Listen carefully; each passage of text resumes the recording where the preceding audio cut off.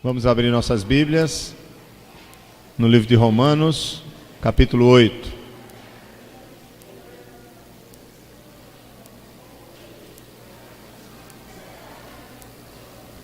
O pessoal está saindo, né?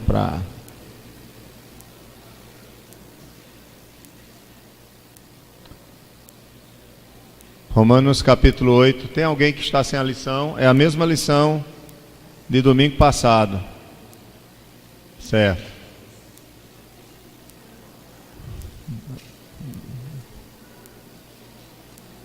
Nós vamos entregar aos irmãos. Irmã Benedita, já tem lição aí? Ah, está tirando mais, né? Então os irmãos que estão sem a lição, vocês vão receber, tá? Daqui a pouco eu pergunto novamente para que chegue até vocês. Romanos capítulo 8. Abra sua Bíblia. Não se preocupe, porque mesmo sem a lição dá para a gente ir caminhando com a palavra. Mas os irmãos vão receber a lição. Nós começamos o estudo domingo passado e vamos dar continuidade hoje. Quem faltou domingo não tem problema, vai dar para pregar a lição. Romanos 8.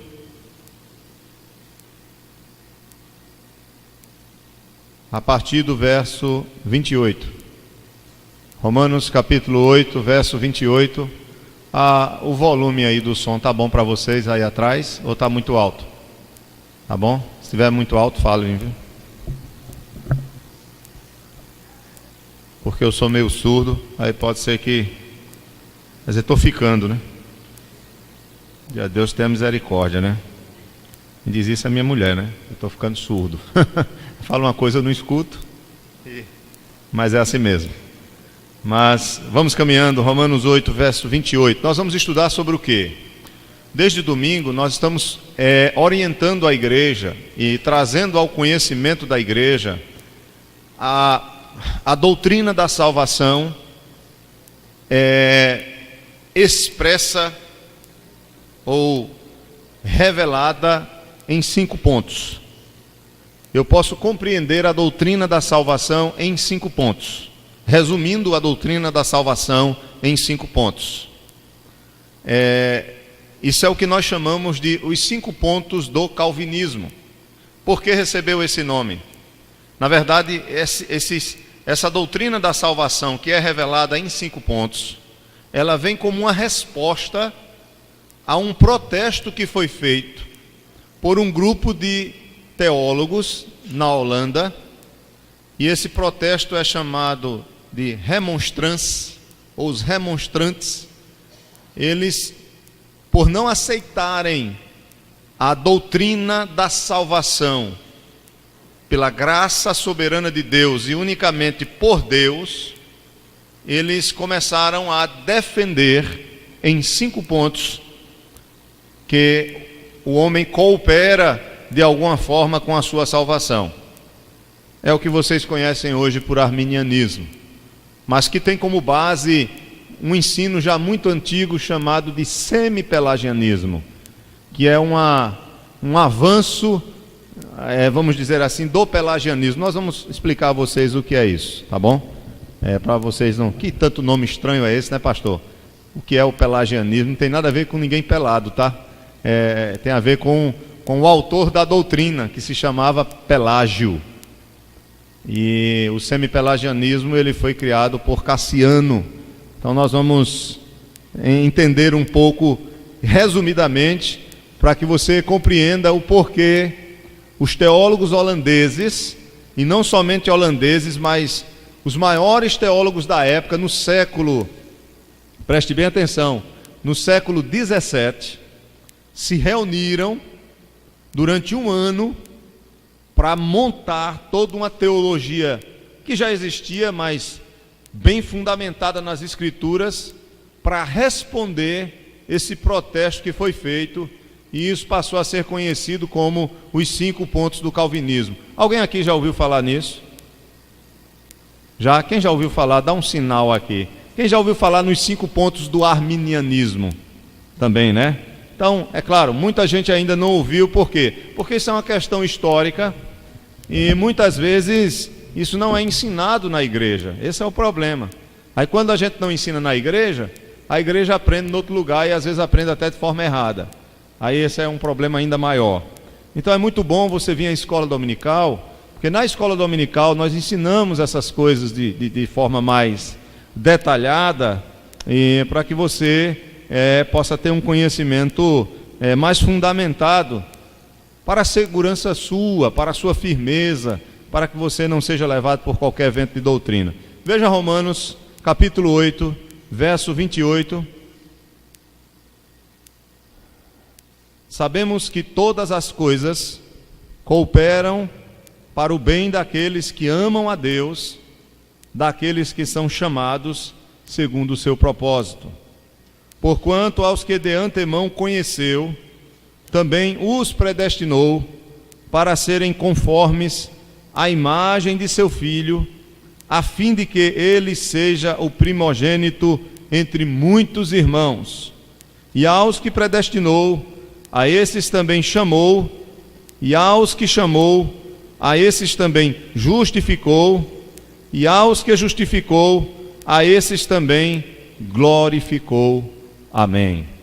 Quem estiver sem lição, dê um sinal aí para a FAO entregar. Olha, FAO, tem um bocado de gente. Agora vá, por favor, para Efésios capítulo 2. Dê um sinalzinho que ela vai até você, tá? Você que está precisando de uma lição. Efésios capítulo 2. Efésios capítulo 2. Pode deixar, Geraldo, eu olho aqui. Versículo 1. Veja, nós lemos Romanos, e Romanos é muito claro, dizendo que aqueles que o Senhor predestinou, Ele predestinou eles com um propósito. E esse propósito se dá durante a história da vida dessas pessoas, ao ponto de que essa predestinação, ou essa escolha que vem antes da própria criação, ela vai se realizar na vida daqueles que o Senhor predestinou através do chamado, que é o chamado eficaz, que é quando a pregação ela é levada ao indivíduo e o indivíduo crê nessa pregação do Evangelho, essa pregação desce ao seu coração, e não somente isso, esse chamado ele é eficaz porque ele transforma a vida dessa pessoa. A salvação na vida dessa pessoa, ela se torna uma realidade. Não é somente estar ligado a Cristo nominalmente, mas aquele que é chamado, ele é justificado, ou seja, ele deixa de ser, de estar no estado de pecado, de ser merecedor de condenação, passa a ser livre e começa nele a obra de santificação, na qual Paulo já aponta essa obra de santificação como completa. Quando ele diz: a esses que predestinou, ele chamou, ele justificou, ele glorificou. E a glorificação só vai acontecer quando? No céu. A glorificação, na verdade, ela só acontece quando todas as coisas se completarem. A glorificação se dará mesmo completamente com a ressurreição. É claro que quando nós morrermos e houver a separação de corpo e alma, a nossa alma, o nosso espírito será santificado plenamente, estará com o Senhor gozando das bênçãos dele, mas o corpo volta ao pó. E esse corpo que volta ao pó, ele espera para o quê? Mesmo que volte ao pó, mesmo que se misture com a terra, mesmo que o ser humano não consiga mais perceber onde é que está esse corpo, já que se misturou, já que choveu, já que a água levou, não importa. Deus vai fazer com que esse pó, que era o seu corpo, essas cinzas, voltem a ser um novo corpo. Que haja ao mesmo tempo, só Ele é quem pode fazer isso, uma identidade com o corpo antigo. Não sei como, mas o corpo que vai ressuscitar é o corpo que será semeado. O corpo semeado é o corpo que vai surgir. A semente que morre, que é o corpo que é corrompido, que é o corpo que é deteriorado, é esse corpo, será o meu corpo que vai ser ressuscitado, será o seu corpo que será ressuscitado, não importa o que aconteça com ele. Não importa se foi no mar, não importa se virou pó, não importa se foi cremado, se foi enterrado, decomposto, não importa. Quando Jesus voltar, ele diz que os mortos ouvirão a sua voz e ressuscitarão. E Daniel diz que alguns ressuscitarão para a vida eterna, outros para a destruição ou morte eterna. Isso é muito claro também em 1 Tessalonicenses capítulo 4. Então, a glorificação mesmo, a glória, ela se dará quando corpo e alma estiverem totalmente restaurados pela pessoa de Jesus Cristo. Vocês compreendem isso, né? Eu tenho falado sobre isso muitas vezes, porque tem muita gente que pensa que vai morar no céu somente com o espírito ou com a alma, e que não vai ter corpo. Haverá um novo corpo, isso se dará na ressurreição, e o céu será onde Deus está. Na verdade, Deus é quem desce, e não nós que subimos quando o novo corpo existir. Haverá um novo céu e uma nova terra. Eis o tabernáculo de Deus com o seu povo. Apocalipse 21 é o paraíso restaurado, é o novo Éden. É nesse novo Éden, nesse novo paraíso, onde não haverá mais a possibilidade de pecar, que nós estaremos para sempre com o Senhor, e nós estaremos para sempre com Ele. Isso, aí houve a glorificação. E Paulo, aqui em Romanos, ele dá tudo como a certeza é tal, pela obra de Cristo na cruz, que Paulo já dá tudo como se tivesse acontecido. Aquele que predestinou, chamou, justificou, glorificou. Ele dá como se tivesse tudo já realizado. Em certo sentido, é tão certo e perfeito que é como se já tivesse tudo pronto. E já está, né? Ou seja, o decreto de Deus já está estabelecido. Apenas o tempo que Ele também estabeleceu é quem vai fazer com que essas coisas elas se realizem conforme a sua vontade. Agora vamos para Efésios, né? Efésios capítulo 2.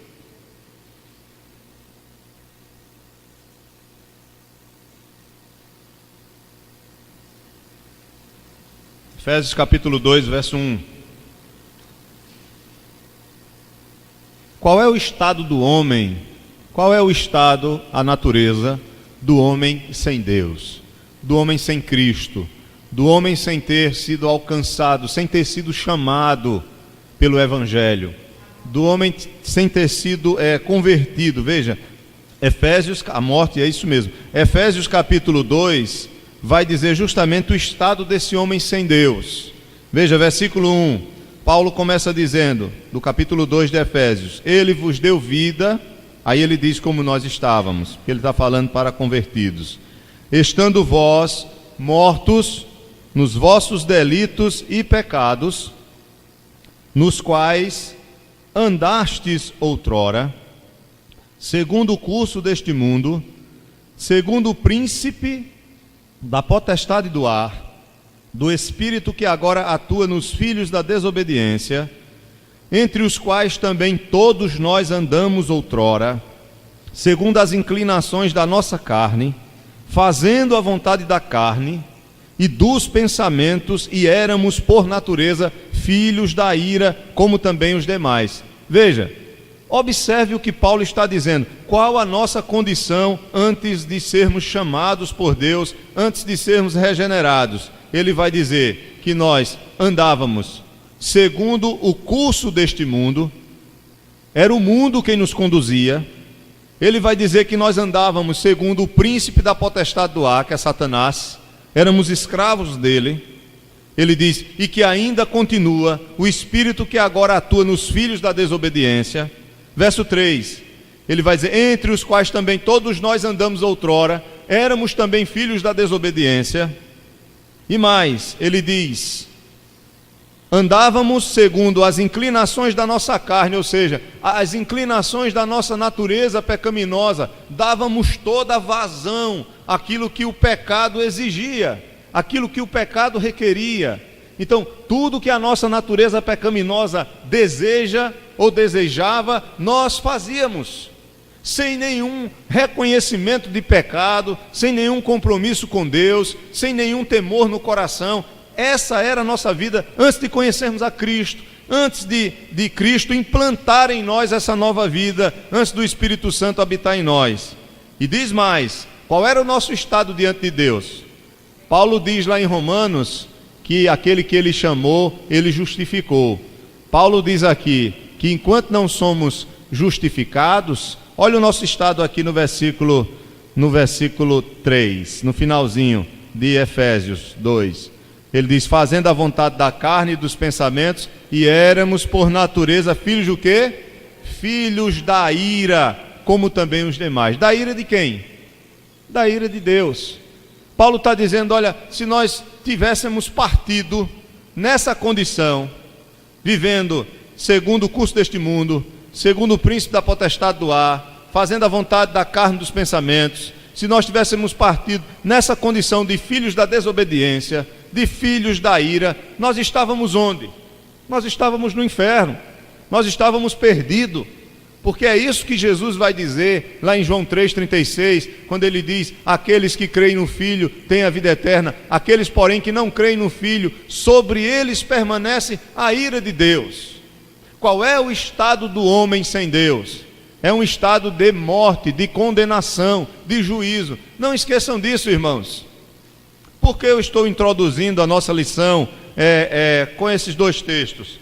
Para você poder entender a necessidade de nós compreendermos a doutrina da salvação, de modo resumido, por 5 pontos. Por 5 pontos.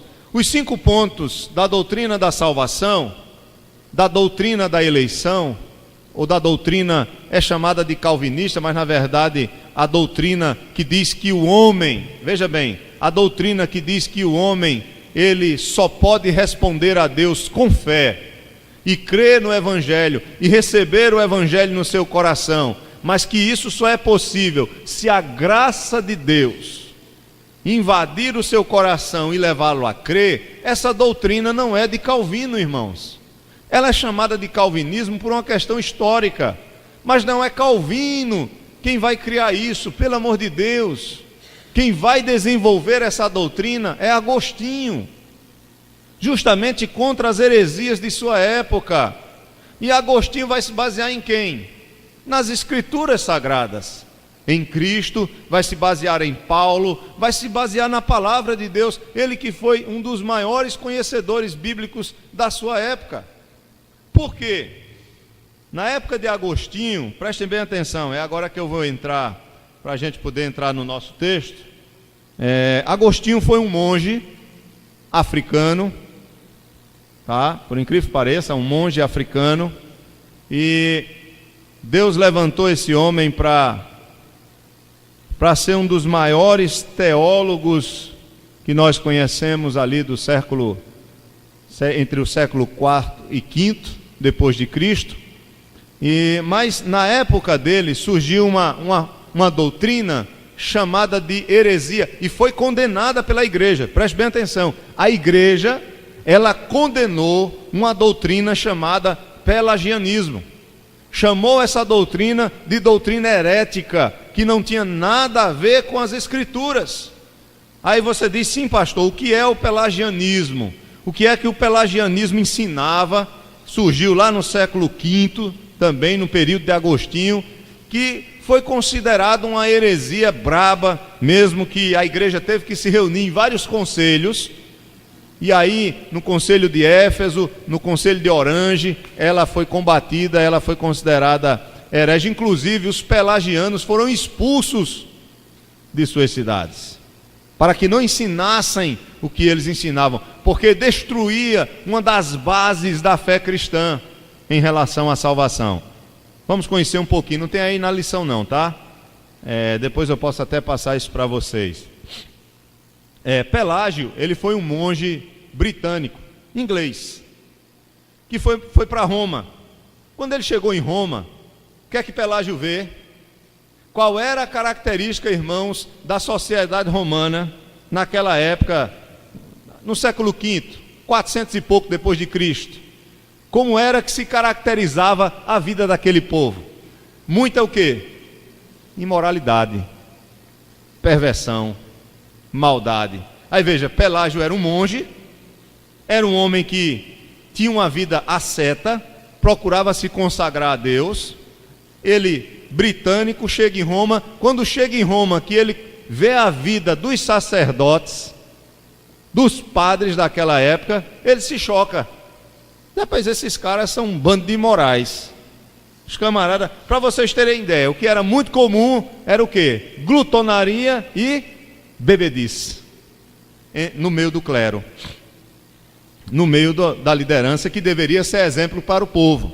Pelágio, quando vê isso, ele tenta restaurar de alguma forma. Veja, a opção dele é boa, é positiva. Ele tenta restaurar a moralidade do clero, a moralidade daquelas pessoas. E aí, a teologia dele, é por isso que ele vai combater agora os ensinos de Agostinho, que dizia que o homem é salvo pela graça somente. Se Deus não operar no coração dele, se Deus não converter esse homem, se o Espírito de Deus não gerar uma nova vida, esse homem que está morto, viram Paulo aqui em Efésios 2, em seus delitos e pecados, ele jamais vai responder positivamente ao chamado do Evangelho. Aí a teologia de Pelágio, ela dizia o seguinte: ela tentava estimular um aprimoramento moral, social. Ele achava que o calvinismo, que na época não era calvinismo, né? Mas a doutrina de Agostinho, que era a doutrina que dizia que tudo dependia de Deus, monergística, que é Deus quem opera, somente Deus opera no nosso coração, e toda resposta nossa só é possível porque o próprio Deus gera em nós o querer e o efetuar, conforme Filipenses capítulo 1. Então, Pelágio, ouvindo essa doutrina, ele diz: espera aí vai ficar difícil. Essa doutrina, ela facilita uma vida imoral. Na cabeça de Pelágio, ele dizia o seguinte: se tudo é Deus e eu não faço nada, então é por isso que esses camaradas estão desse jeito. Ele interpretou dessa forma. Estou aqui falando em palavras bem simples para vocês terem uma compreensão. Então ele começou a pensar em relação a essas questões, e ele chegou a algumas concepções que foram absurdas. Vejam, primeiro, Pelágio dizia, preste bem atenção, que não existia a doutrina do pecado original, mas que Adão foi apenas um mau exemplo. Veja que absurdo. O que é a doutrina do pecado original? Nós entendemos que o homem foi criado em santidade e justiça, sem pecado algum, mas com a possibilidade de pecar, e que Adão, ele nos representava. Quando Adão caiu, então toda a sua descendência, que somos nós, caímos também com quem? Com ele, porque ele nos representava. E a consequência do pecado de Adão passou a ser a consequência também sobre nossas vidas. E que só somos pecadores porque Adão pecou, herdamos de Adão o pecado. Essa é a doutrina do pecado original de uma forma muito resumida. Paulo vai dizer: o salário do pecado é o quê? É a morte. O pecado entrou no mundo por causa de um, e por isso todos pecaram. E por isso também que todos morrem. Vocês estão compreendendo? Aí Pelágio negou isso. Não tem isso de doutrina original do pecado, não. Aí ele vem com outra heresia. Ele diz: Adão foi apenas um mau exemplo e Cristo é um bom exemplo. Se você quer ser salvo, você não deve imitar Adão, deve imitar a quem? A Cristo. Então ele está querendo dizer o seguinte: que a salvação depende de quem? Do homem. Se Adão é um mau exemplo e Cristo é um bom exemplo, e depende de você imitar um ou outro, a salvação pertence a quem? Então ele começou a tentar desmontar uma doutrina bíblica, veja, influenciado por aquilo que ele viu. E às vezes, irmãos, a gente tem até uma boa intenção, mas se a gente não for bíblico, não adianta. Por isso que nós temos que nos apegar às Escrituras, porque não adianta eu acho isso, eu acho aquilo. Um anjo apareceu para mim e me disse isso, mas na Bíblia dá base para isso. O anjo apareceu para Maria, e você é Maria? O anjo apareceu para José no sonho, e você é José?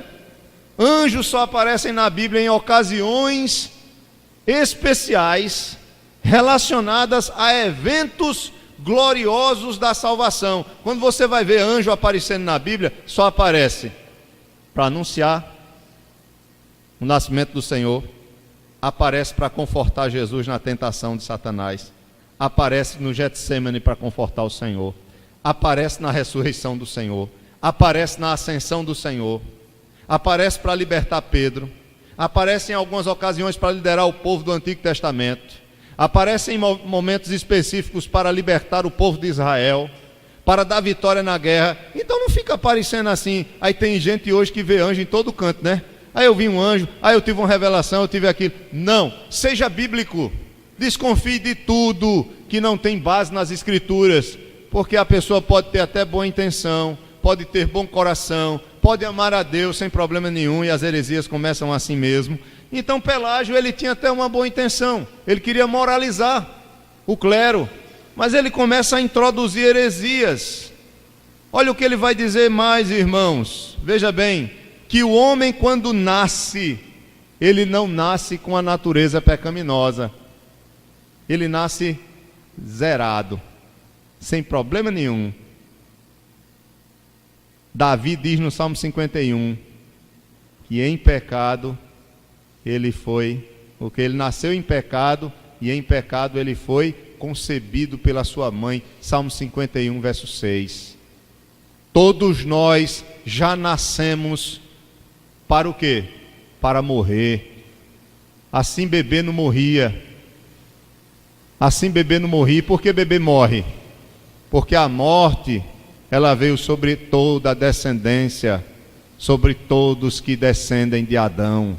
Então Pelágio começou a dizer, não, veja só, o homem nasce neutro, o homem natural, ele não é concebido em pecado, a vontade dele não está presa. Paulo não diz aqui, o que é que Paulo diz lá em Efésios? Que antes de conhecermos a Cristo, nós fazíamos a vontade do quê? Da nossa carne, dos nossos pensamentos, andávamos conforme o curso deste mundo, o príncipe da potestade do ar. Veja, Paulo diz, a nossa vontade era escrava. Ele diz em algum momento que a nossa vontade é livre. Eu tenho o livre-arbítrio, né? Tem gente que abre a boca, eu tenho o livre-arbítrio. Tem? Então você consegue viver sem pecado? Se você conseguir um dia viver sem pecar, eu digo que você tem o livre-arbítrio. Consiga viver um dia sem pecar, porque você vai pecar de algum jeito, ou pensando, ou desejando, ou falando, ou sentindo. Então você não pode, sua vontade não é livre. Paulo diz que a nossa vontade está presa à nossa natureza pecaminosa. Aí Pelágio diz, não, a minha vontade é livre, eu vivo no pecado se eu quiser, ou eu vivo em santidade se eu quiser. Então isso se tornou, irmãos, uma grande heresia que em poucas palavras foi resumida por um homem chamado Paulinho de Milão em 411, e aí ele resume a doutrina de Pelágio em 6 pontos. Primeiro, ele diz que na doutrina de Pelágio diz que Adão foi criado mortal independentemente da queda. Olha só, é desmantelho, não é? Segundo, na doutrina de Pelágio ele diz que o pecado de Adão agrediu somente Adão e não a sua descendência. A Bíblia diz que, abra aí em Coríntios, por favor, Romanos capítulo 5. É bom a gente defender com as Escrituras, né? Porque só assim vocês vão entender a nossa lição. Eu tenho que dar essa introduçãozinha mais exagerada, né? Romanos capítulo 5. Vamos para a Bíblia, né? Que é na Bíblia que a gente... Romanos capítulo 5, verso 12. Pode olhar que na sua Bíblia aí vem o título Adão e Cristo. Romanos 5,12 diz, portanto, assim como por um que só homem entrou o pecado no mundo, e pelo pecado a morte, assim também a morte passou para quem? Só para Adão? Não, passou para todos, porque todos pecaram. Aí você poderia questionar, Pelágio dizia o seguinte, só quem se deu mal foi Adão, e por que eu morro? Se o pecado só fez mal a Adão, por que eu morro? Se o pecado só fez mal a Adão, por que eu sou pecador? Estão entendendo que o pelagianismo, ele rompe com uma doutrina básica das Escrituras. É aí onde vocês vão entender onde vai chegar o pelagianismo. O pelagianismo é a base doutrinária para o arminianismo, que diz: eu tenho livre-arbítrio para escolher Deus ou rejeitá-lo.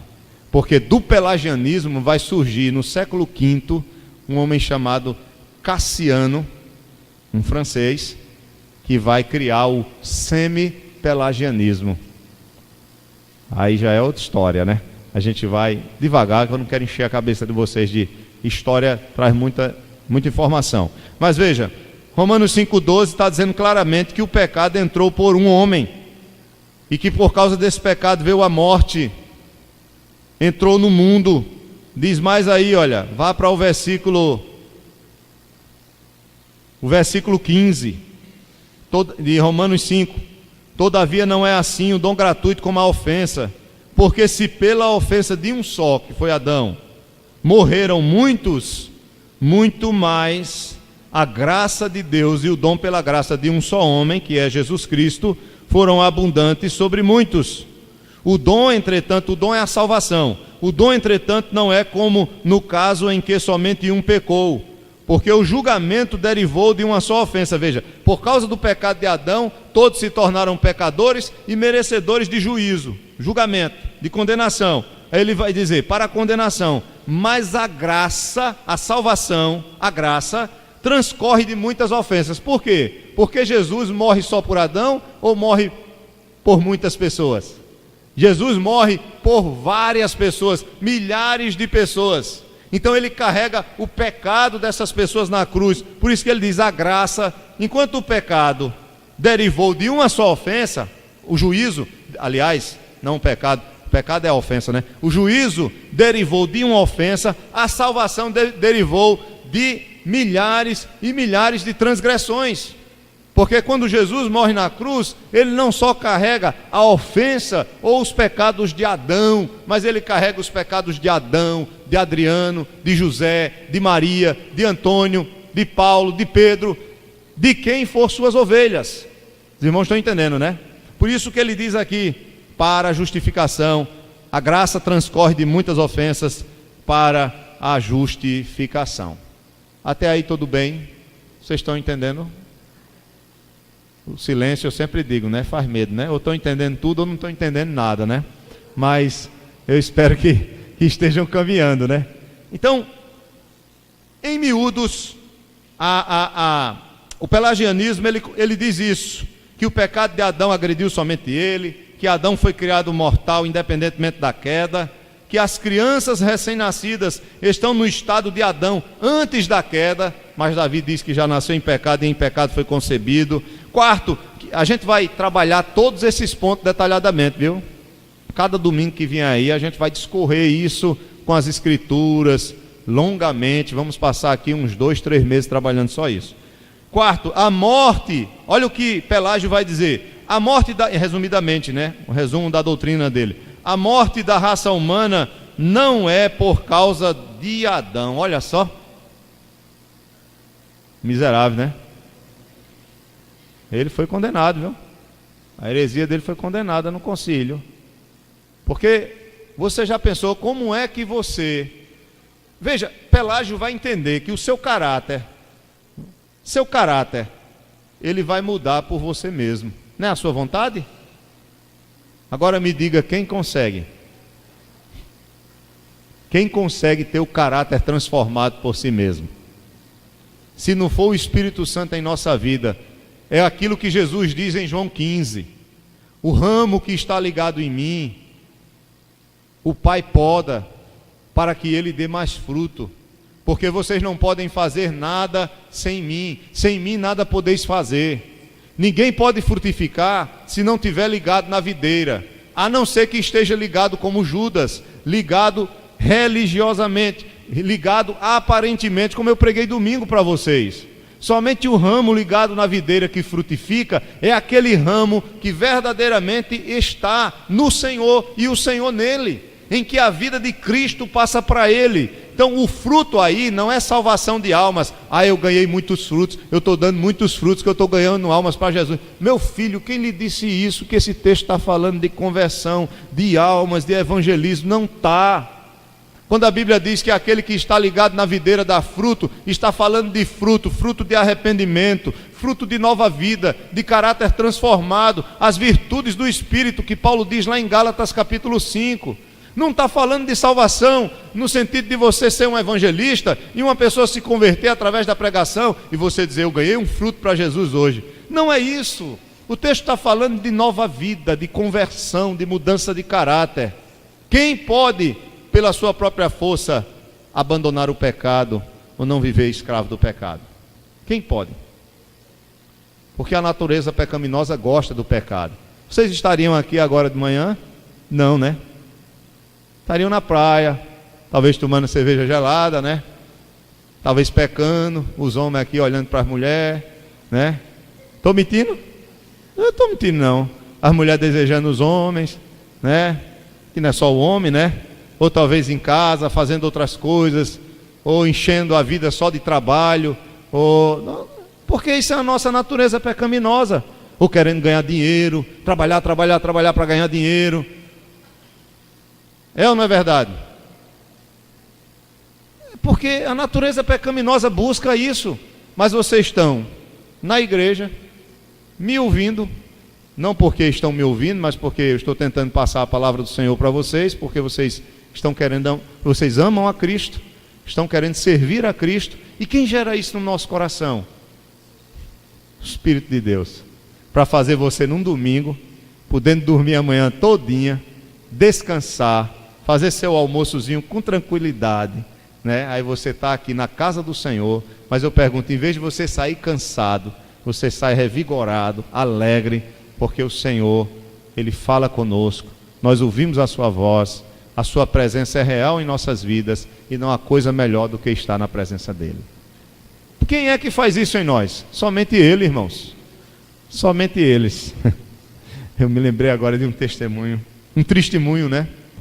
Diz que o irmãozinho, ele estava na igreja, aí vocês sabem que tem essas igrejas que alguém tem que falar alguma coisa, né? Tem que dar um testemunho. Aí, meu Deus do céu, essas coisas só acontecem em Campina Grande. Diz que foi lá em Campina Grande, na minha terra. Aí diz que o irmão fazia um ano que ele tinha se convertido. Aí ele, quem quer uma oportunidade aqui para falar alguma coisa do Senhor? Aí esse irmão não tinha maturidade ainda, coitado. Aí ele disse, não, eu vou, hoje eu vou. Aí chegou lá na frente. Aí ele disse, irmãos, graças a Deus que eu estou aqui na escola dominical, amém? Aí todo mundo amém, né? Porque tem que confirmar, né? Amém, aí todo mundo amém, glória a Deus, aí todo mundo, glória a Deus. Estou aqui, irmãos. Está vendo esse sol quente aqui de Campina Grande? Esse calor, não tinha ar-condicionado na igreja, estava um calor abafado. Os irmãos tudo suados, ele ali na frente. Está vendo, irmão, nesse calor?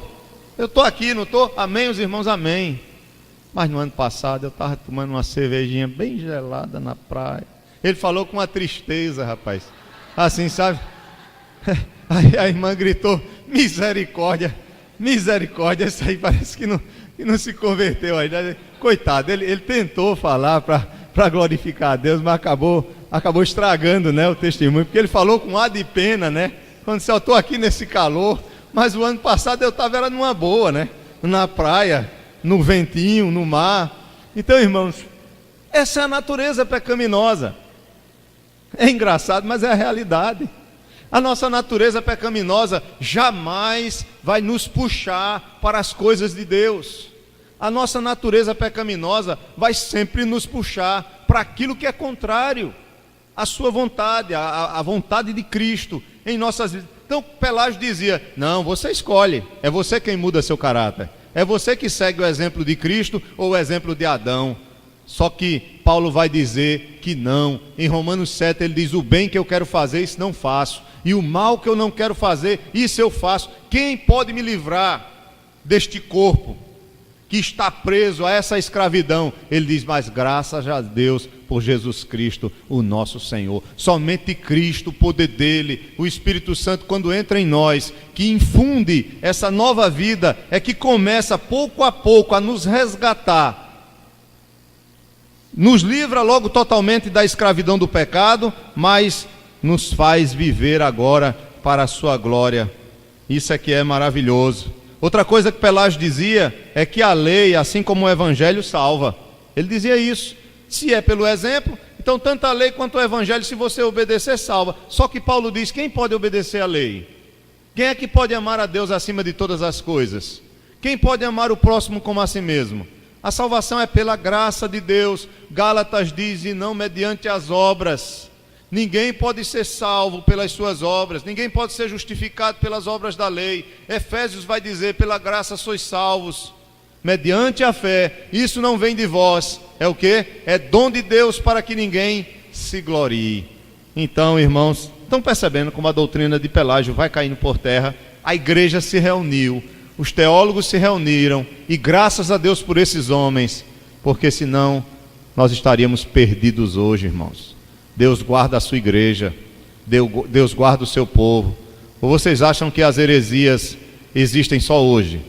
Já vem, olha, desde o começo. Quando você lê a Bíblia, você vê Paulo defendendo a igreja, você vê João defendendo a igreja contra os gnósticos, você vê Paulo defendendo a igreja contra os libertinos, contra os judaizantes. Você vê sempre esses homens lutando, zelando pela doutrina verdadeira. Quando você lê Timóteo, 1 Timóteo, você vê Paulo exortando Timóteo a permanecer na doutrina, a não deixar de ensinar a igreja, porque a coisa é séria, irmãos. Enquanto vocês estão aprendendo a palavra, não achem que nosso arqui-inimigo, que Satanás, que o mundo não está lutando para que nós não possamos nos firmar nessa verdade, crer nessa verdade. As ideologias que vêm, as filosofias, tudo contra a verdade do Senhor que enche o nosso coração. Então, o pelagianismo é isso. E o que é o semi-pelagianismo? O semi-pelagianismo, ele vai ficar entre Agostinho e Pelágio. Agostinho diz que a salvação é pela graça, somente pela graça. A obra é totalmente de Deus. Pelágio diz que não, a salvação é pelo homem, somente pelo homem. Aí o semi-pelagianismo vai tentar unir os dois. Vai dizer: não, a salvação ela é por Deus, mas o homem ajuda. É Deus quem começa, mas o homem completa. Vocês estão entendendo? É aquela coisa que o arminianismo diz: não, o evangelho é pregado a todo mundo, agora se você crê se quiser. Deus está dando a chance de todo mundo ser salvo, agora você crê se você quiser. Veja, isso é o semi-pelagianismo. Eu não vou entrar em detalhes hoje do semi-pelagianismo, eu vou falar na próxima aula, para não ficar tão pesado, mas o arminianismo ele tem como base o semi-pelagianismo. Enquanto que a doutrina da igreja durante a história, ela sempre foi fundamentada na graça de Deus. Então, o arminianismo que eu falei para vocês a semana passada, está aqui na primeira página, que vem dos discípulos de Armínio. Aí vocês viram aí que eles... Eu não vou entrar novamente, né? Mas só para introduzir, veja aí os 2 primeiros parágrafos. Eu não vou só ler, não vou, da nossa página aí, da nossa folha. Os 5 pontos do calvinismo, introdução. As doutrinas da graça podem ser resumidas em 5 ensinamentos bíblicos que em conjunto serviram como resposta a um tipo de teologia que estava se desenvolvendo na Holanda no final do século XVI. Esse tipo de teologia estava associado ao nome de Jacó Armínio, que nasceu em 1560, morreu em 1609, pois ele e seus seguidores, ele era um professor, era um mestre, ele era um discípulo até de Calvino, né? Ele e seus seguidores davam ênfase ao livre-arbítrio do homem. Estão lembrados da questão da vontade, de que Pelágio batia muito nessa questão da vontade do homem é livre, e que o semi-pelagianismo vai dizer: a vontade do homem também tem relação na salvação, e isso é parte do homem, e não que Deus gera isso no homem. O semi-pelagianismo vai dizer isso, e o arminianismo vai seguir nesse mesmo caminho. E foi isso que vocês aprenderam, e foi isso que eu aprendi desde novinho na minha fé, de que eu que tenho que aceitar quem? Jesus. Não vai mudar não, você vai ter que aceitar Jesus. A diferença é que é Jesus que vai fazer você aceitar Ele. Se ele não fizer, você não vai aceitar nunca. A diferença é essa, é que se a graça não invadir, nunca haverá fé, porque até a fé que eu tenho é dom dele. Se você me perguntar qual é a diferença, eu posso dizer a alguém: irmão, arrependa-se de seus pecados, creia no Evangelho, ou como o evangelicalismo moderno diz, aceite Jesus. Eu posso dizer isso, pastor, ou estou errado? Não, você pode até dizer. O problema é como você compreende.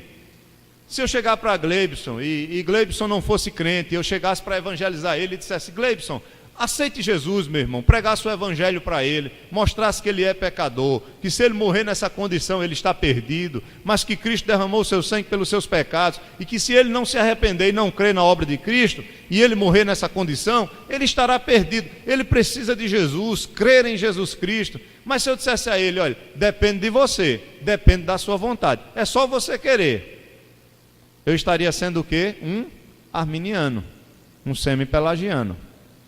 Agora, se ao terminar de pregar para ele eu dissesse: Gleibson, clame a Deus por misericórdia, para que ele toque no teu coração, para que ele tenha misericórdia de você e lhe alcance, e gere fé no seu coração, gere arrependimento no seu coração, para que você receba o Senhor como seu Salvador. Aí eu entendo que é Deus quem vai fazer a obra nele. Aí você diz: para que eu prego? Para que então vou pregar para ele? Porque Deus escolheu a pregação do Evangelho para chamar os seus. Sem pregação do Evangelho não há conversão. Como ouvirão se não há quem pregue? Vocês estão entendendo? Como as pessoas poderão ser salvas se o Evangelho não for pregado a elas? Então Deus escolhe a pregação do Evangelho. Jamais Deus iria chamar Gleibson. Acertei, Gleibson. É porque eu misturei com o nome de outro rapaz agora. Gleibson, jamais ele iria chamar Gleibson sem a pregação do Evangelho. Para Gleibson crer, arrepender-se e ser salvo, o Evangelho tem que chegar a ele. E chegou, né? Se chegou, então Senhor, estou aqui, tem misericórdia de mim. Porque para aqueles que chegam ao Evangelho e que rejeitam o Evangelho, o juízo será o quê? Muito maior. Muito maior. Vocês estão entendendo a diferença? Ela é bem clara, né? Então vamos lá. Vamos continuar nosso texto. Então vejam que Armínio, os discípulos de Armínio, eles vão criar um protesto e vão levar esse protesto na Holanda, que na Holanda é que vai crescer as igrejas reformadas, por causa da reforma protestante. Lembrem-se que a reforma protestante ela começa na Alemanha com Lutero, tá?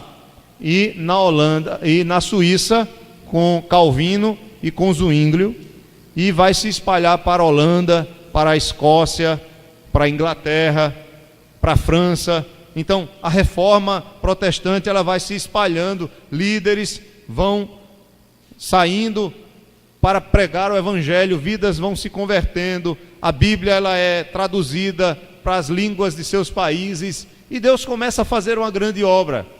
Lembrem-se disso.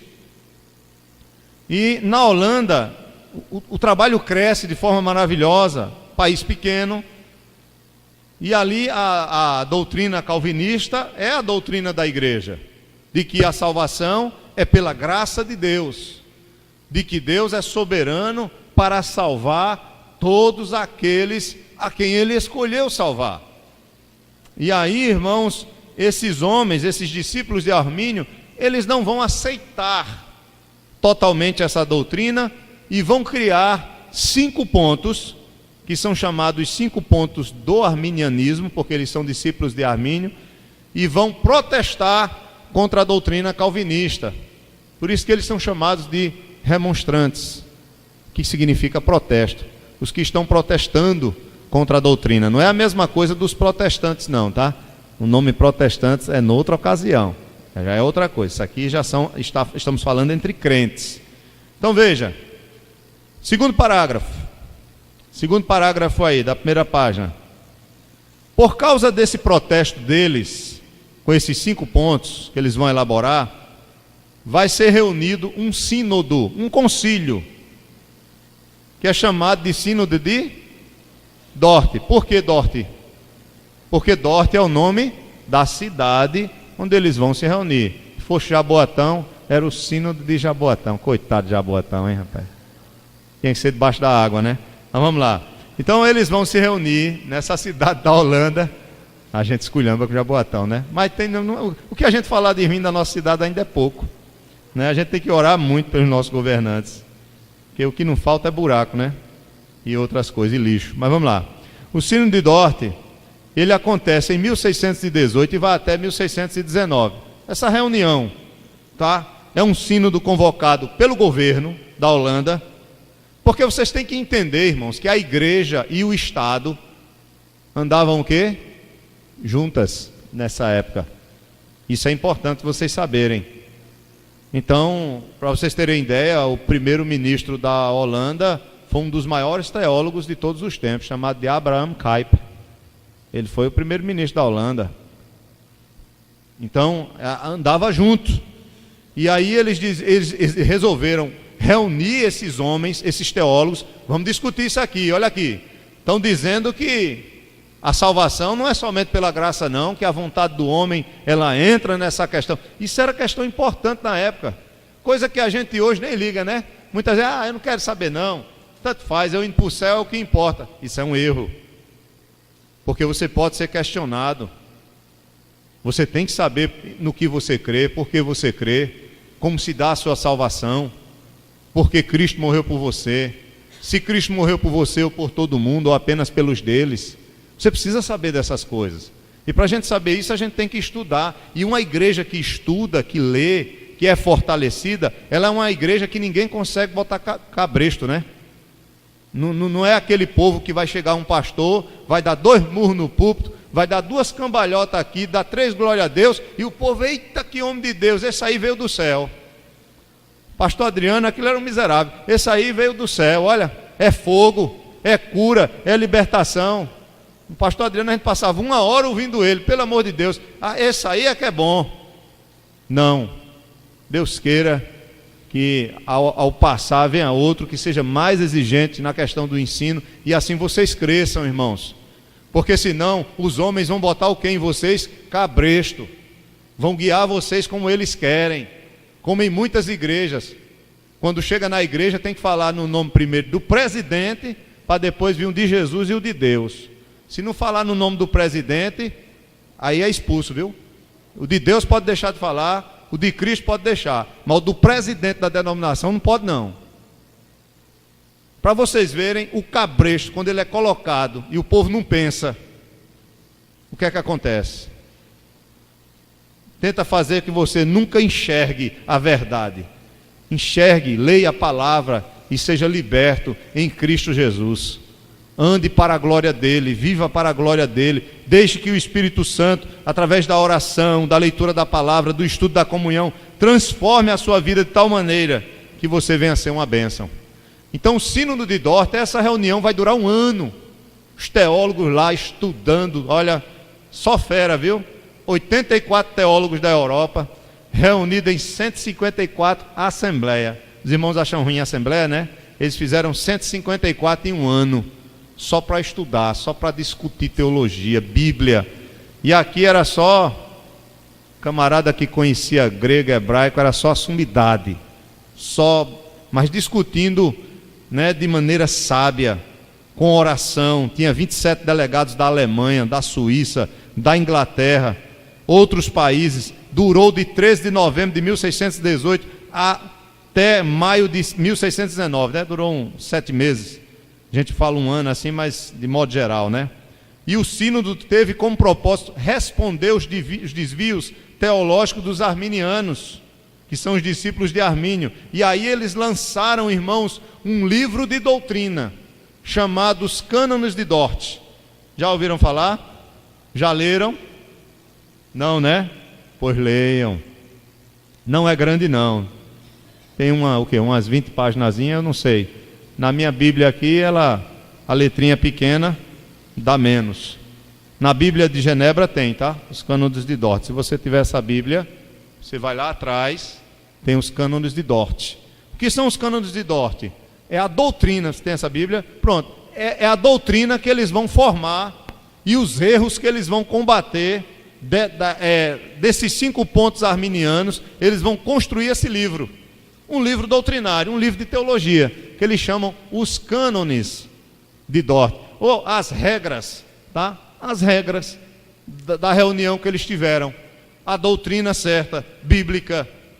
Eles criam isso, e aí eles resumem a resposta deles. Não eram 5 pontos que os arminianos levantaram, aí eles criam 5 pontos como respostas, que são chamados os 5 pontos do calvinismo, em resposta aos 5 pontos do arminianismo. E eles criaram aí um acróstico.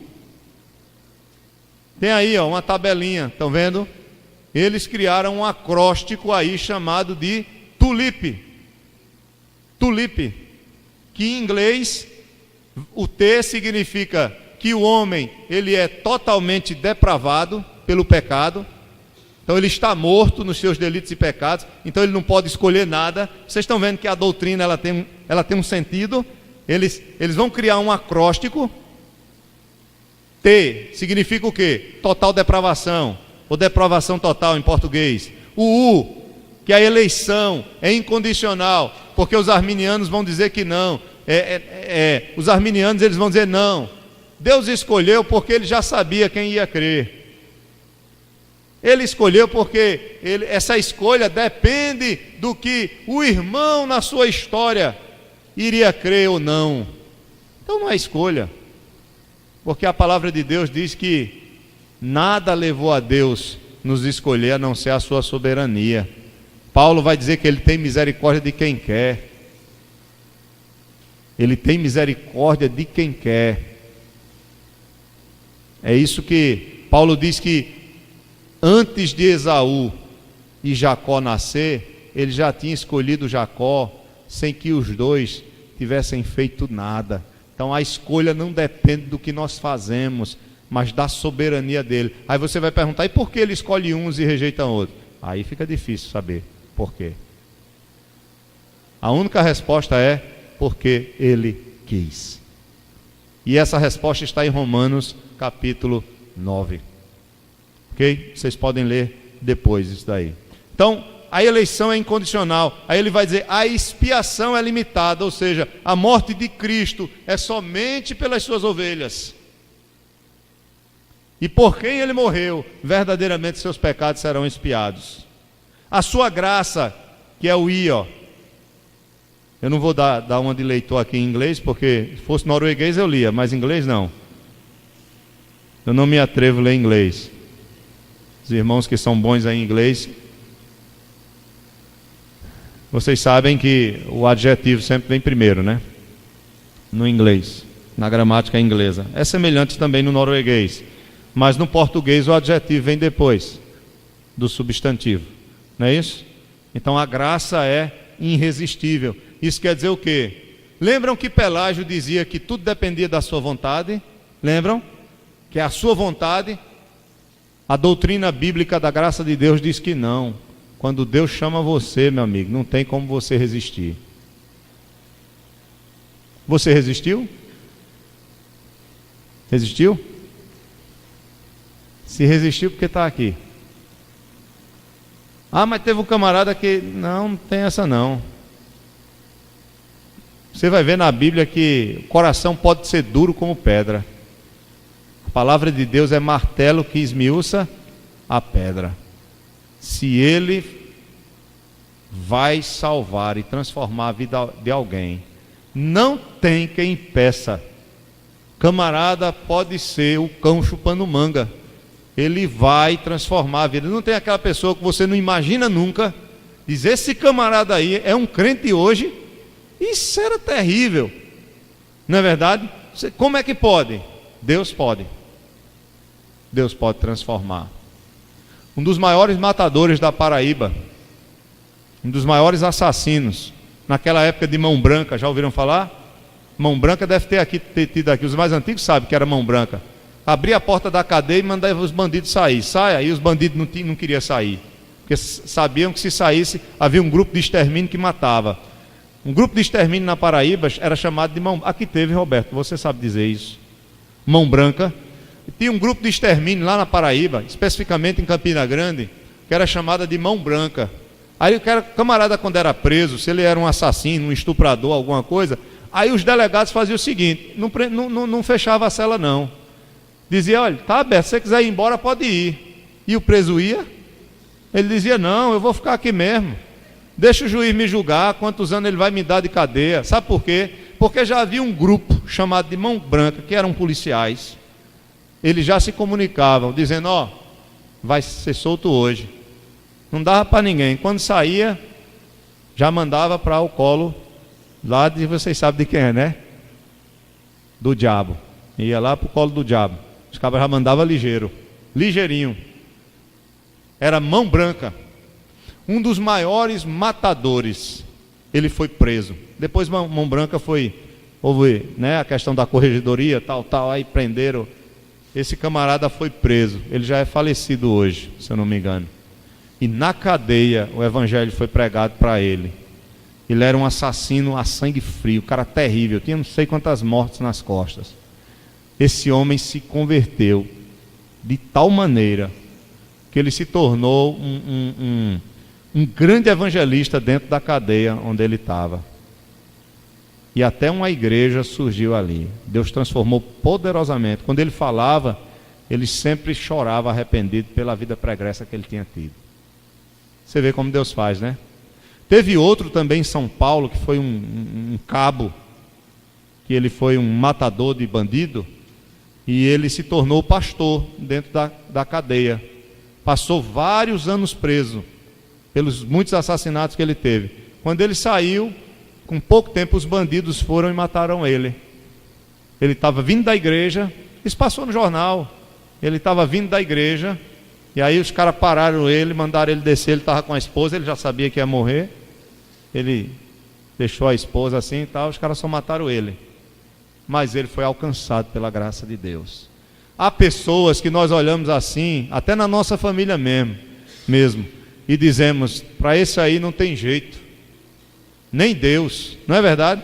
Isso é falta de fé, viu? Isso é falta de oração. Nós temos que orar. Quem tem filhos, quem tem netos envolvidos com droga, você às vezes olha assim para a vida da pessoa e diz: como é que uma pessoa dessa pode ser liberta? Quem imaginaria que Paulo seria liberto? Paulo resistiu à graça de Deus? Claro que não. Ninguém resiste, irmãos. Se o Senhor chamar, e Ele só chama, por isso que nós temos que pregar o Evangelho.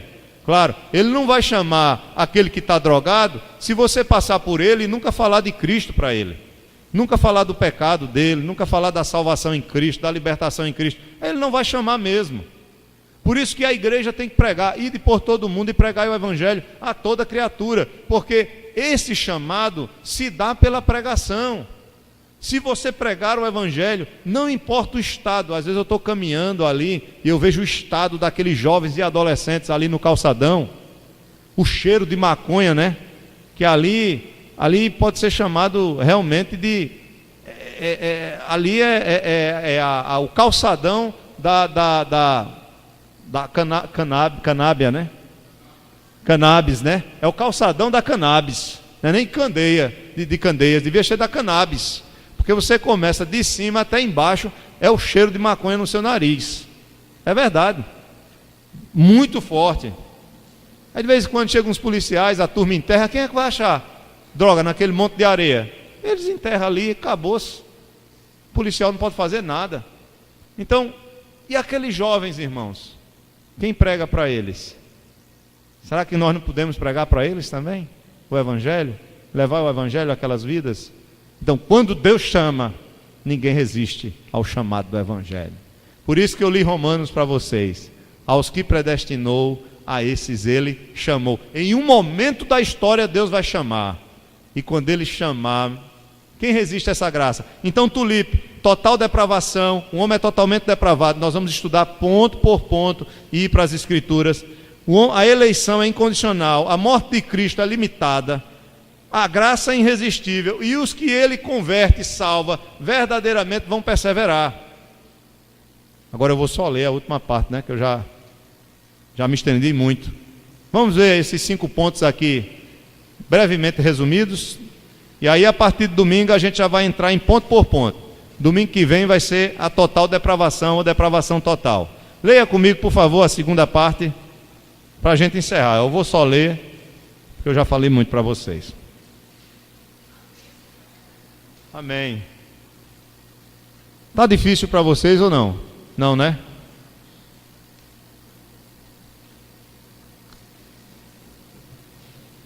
Os 5 pontos do calvinismo. Então, o Sínodo de Dort, aqueles teólogos, aqueles homens, eles chegaram a essas conclusões. Na verdade, eles já sabiam disso, eles apenas resumiram em 5 pontos as doutrinas da graça para ficar mais fácil. E como foi falado aqui a semana passada, deram o nome sabiamente de tulipe. A Holanda, como foi colocado aqui pelo nosso irmão Ramsés, ela é muito famosa pela plantação de tulipas. Então, há tudo a ver, né? Tulipe. Vamos lá. O calvinismo, acompanhe comigo. Assim resumido, demonstra claramente que a salvação do homem é pela graça de Deus, do início ao fim. Foi Deus quem te escolheu, é Deus quem vai gerar fé no teu coração, é Deus quem vai fazer você perseverar, é Deus quem vai te glorificar. E você não faz nada, faz, de alguma forma a tua vontade tem alguma coisa a ver. Mas até a tua vontade é Deus quem gera. Quando eu falo, eu estou falando aqui para a salvação, viu? Não confunda livre-arbítrio com livre agência. Diga, meu irmão.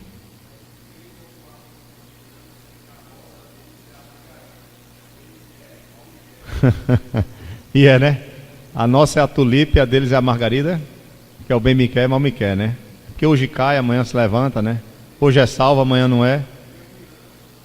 Deus me ama hoje, amanhã eu estou debaixo de juízo, depois eu volto de novo, me arrependo, sou salvo de novo e assim vai. Já no calvinismo não, a perseverança dos santos é um ponto que a gente vai levantar. Aí você diz, mas dá para conviver um calvinista e um arminiano? Claro que sim, irmãos. Claro que sim. Sem dúvida nenhuma. Sem dúvida nenhuma. Lá no céu eu vou encontrar vários colegas arminianos. E eles vão chegar para mim e vão dizer, mas rapaz, bem que tu tinha razão, hein, Adriano?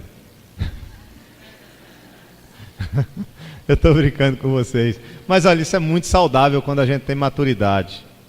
Isso não é para a gente brigar, mas é para você entender que durante a história, o percurso da história da igreja, essa discussão teológica, ela sempre aconteceu.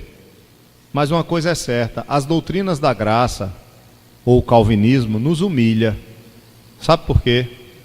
Porque quando você olha e vê que sendo um pecador, merecendo a condenação, o Senhor te amou e morreu por você, qual é a sua resposta a isso? É se humilhar e dizer, Senhor, louvado seja o teu nome. Agora, quando você acha que você, de alguma forma, escolheu, há um certo mérito, não há? Em você. Ah, não, foi eu acreditei. Eu vi que não tinha outro caminho, era esse mesmo. E se você souber que foi o próprio Espírito Santo que gerou isso em você?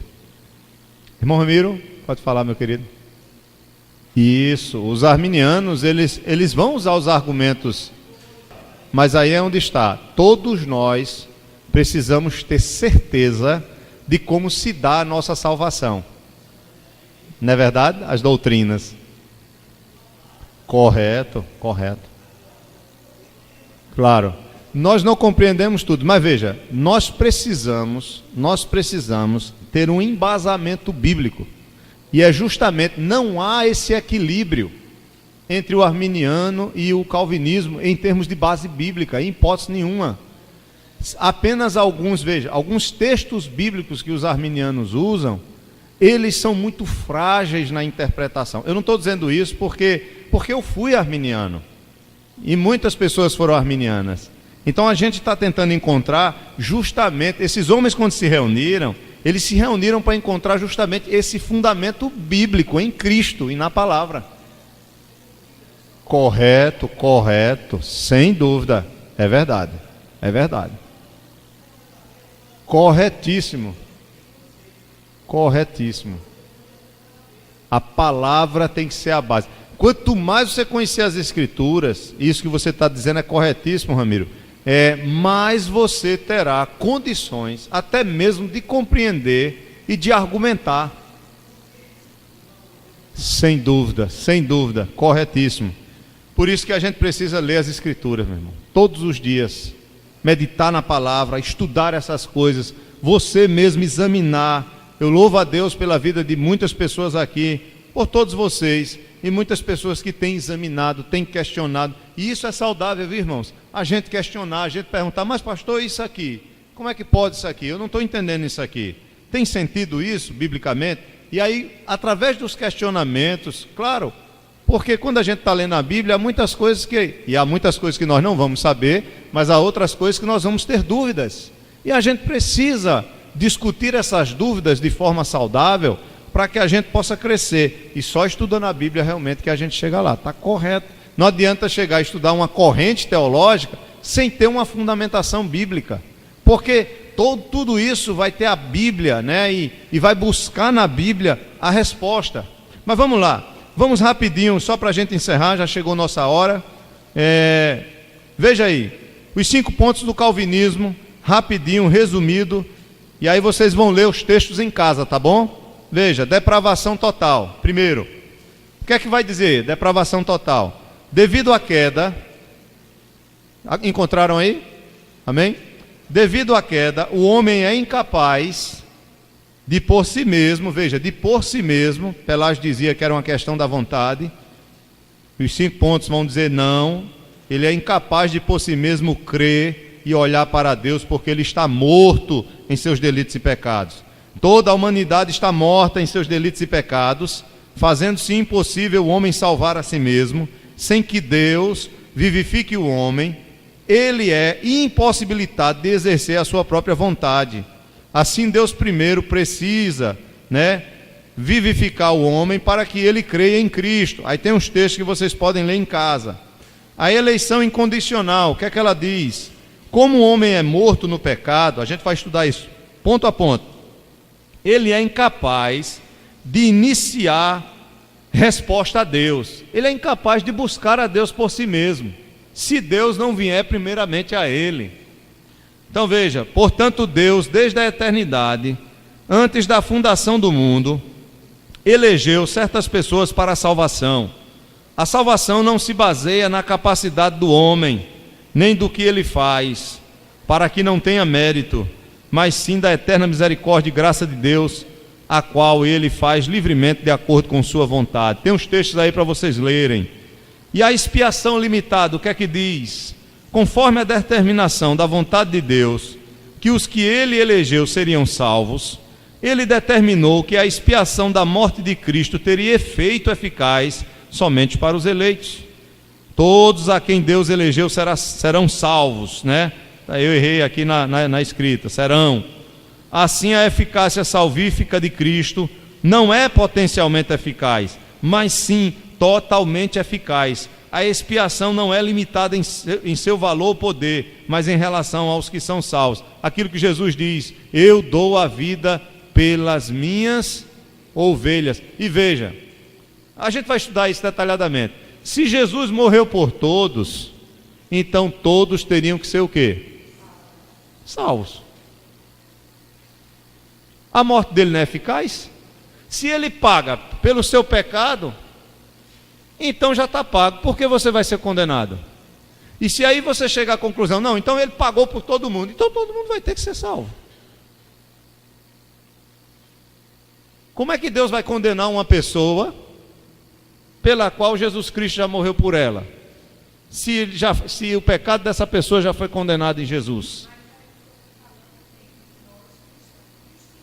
Sim, então por isso que essa doutrina vai dizer que ele só morre pelos que ele realmente vai salvar. E os que ele morre e o que ele vai salvar vão crer. Os que não vão crer. Podem até crer por um período, é aquela fé que o semeador diz, uns creem, mas é como aquela planta que cai nas pedras, ou que cai entre os espinhos, ou que Satanás arranca do coração, mas não frutifica. Só os que frutificam é que têm a verdadeira fé. Judas dizia que tinha fé. Judas andava com Jesus, mas não foi salvo. Ele era um ramo que não frutificava, como falamos aqui domingo. Expiação limitada. Vocês vão estudar, estudem em casa os textos, leiam, meditem. Graça irresistível. A quem Deus elegeu, Ele os chama através da graça irresistível, superando toda e qualquer resistência. Isso não significa que Deus esmaga a vontade do homem. Esse ponto não se baseia na onipotência de Deus, embora pudesse, mas está baseado na regeneração.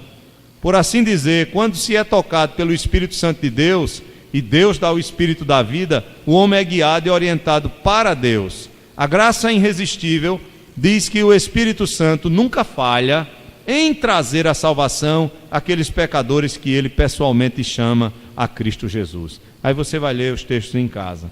E a gente vai estudar isso aqui ponto a ponto, tá? E último, a perseverança dos santos. A perseverança dos santos vai dizer o seguinte, que aquele que é salvo, ele será salvo. Aquele que é salvo mesmo. A quem Ele chamou, Ele vai glorificar. Jesus Cristo diz, aquele que crê em mim, ele o quê? Ele tem o quê? A vida. Se ele perdesse essa vida, então ele diria, aquele que crê em mim, ele terá, se continuar crendo em mim. Mas ele não diz isso.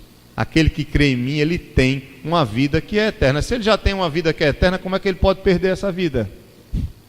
Então a perseverança dos santos vai dizer o seguinte, que os eleitos por Deus, redimidos por Cristo e regenerados pelo Espírito, são mantidos na fé, pelo infinito amor de Deus. Eles podem cair, eles podem falhar, eles podem até se afastar da igreja por um período, podem sim, mas Deus restaurará a fé no coração deles, Deus tratará com eles, Deus corrigirá a eles, porque eles pertencem a Ele. Agora, se não pertencem, aí também Deus deixará de mão, tá? Então a ideia da perseverança não é que o crente em Cristo, porque o povo hoje acha que ser salvo é só estar na igreja. Não é isso. Você pode estar na igreja e não ser um salvo. Agora você pode estar na igreja buscando o Senhor, ter momentos de fraqueza, de queda e ser um salvo. Mas Deus vai tratar com você. Lembram que os ramos que permanecem nele, que dão frutos, ele poda para que dê mais fruto ainda? Esse podar aí, Deus sabe como podar, né? Relapada no lombo, viu? De um lado e do outro para tratar com seus filhos. E às vezes você não sabe porquê das dificuldades. Deus sabe como tratar conosco. É aquele cinto que Jesus tira, né? De vez em quando ele faz isso conosco. E ainda faz pouco. Deveria fazer mais, né? Aí você diz, mas pastor, tem misericórdia, o senhor não sabe das lutas que eu tenho passado. Mas não diz que Ele dá condições para a gente passar? Ele não nos deixa passar por provações a qual nós não possamos suportar, mas que quando não suportamos mais, Ele nos dá o quê? O escape. Por que Ele nos dá o escape? Porque Ele está conosco. Nenhum dos que Deus escolheu serão perdidos, nenhum.